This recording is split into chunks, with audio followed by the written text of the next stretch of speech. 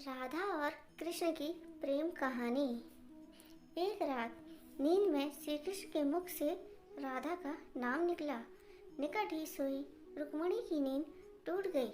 उनका चित्त अशांत हो गया। सारी रात वह करवट बदलते रहीं।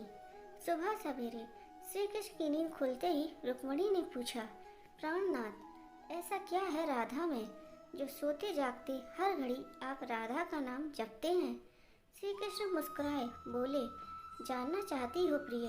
रुक्मणी ने हामी भरी। एक परीक्षा देनी होगी तुम्हें, कहो तैयार हो? श्री कृष्ण ने पूछा। रुक्मणी तैयार हो गई। श्री कृष्ण रुक्मणी को लेकर यमुना तट की ओर चल पड़े। राधा को भी संदेश भिजवा दिया गया। जब तीनों यमुना तट पर पहुंचे तब श्री कृष्ण ने अपना एक केश तोड़ा और उसके द्वारा यमुना के इस पार से लेकर उस पार तक एक महीन पुल बना दिया। उसके बाद श्री कृष्ण ने यमुना से 2 मटकी भरी।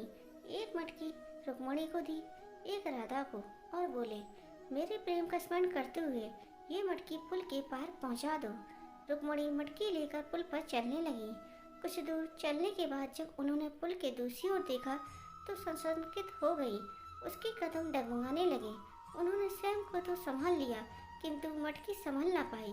वह किसी तरह पुल तो पार कर गई पर मटकी यमुना में गिर गई। जब राधा की बारी आई तो मटकी लेकर बड़ी सहजता से वो पुल पार कर गई। यह देख रुक्मणी चकित हुई। उन्होंने राधा से पूछा, बहन, ऐसा क्या था तुम्हारे प्रेम में जो तुम मटकी लेकर यमुना पार कर गई?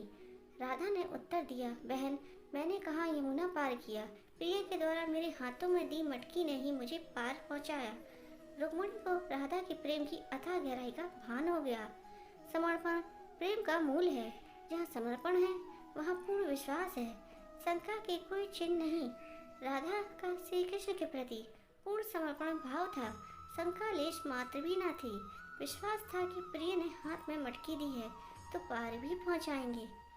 सीख, प्रेम करें तो पूर्ण समर्पण भाव से करें। यदि आपको कहानी अच्छी लगी तो वीडियो को लाइक और सब्सक्राइब करें।